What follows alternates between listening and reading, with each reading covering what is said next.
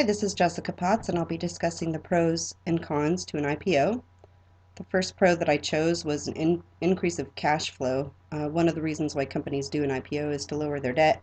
By selling equity, they can lower debt and increase cash flow.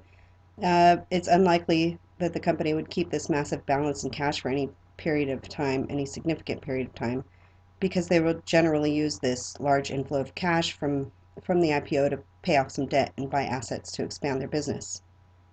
They can also come back to market.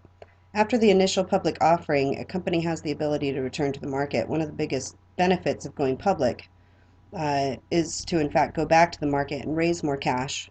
It's otherwise known as follow-on offering. When a company returns to market, they can raise about 3 times as much capital as they did in the original public initial offering. They can also cash out. A company can sell off stock. They can merger with another company, or they can be acquired and cash out. The entrepreneurs involved can go off and start a new business.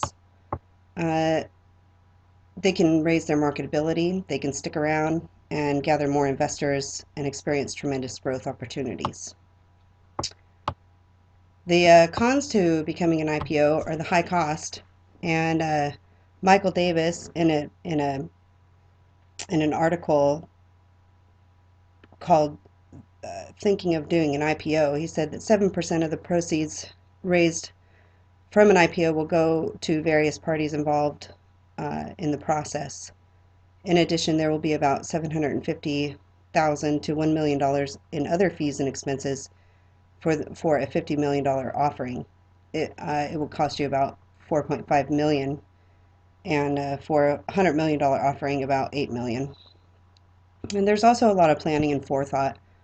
A strong management team, a board of directors, a legal team, and an underwriter will all be needed. These people will have to work together. They must have expertise in their field, and they have to work well under pressure. So there's a lot of effort involved. You've got to have a good team. That about wraps up all of my cons that I could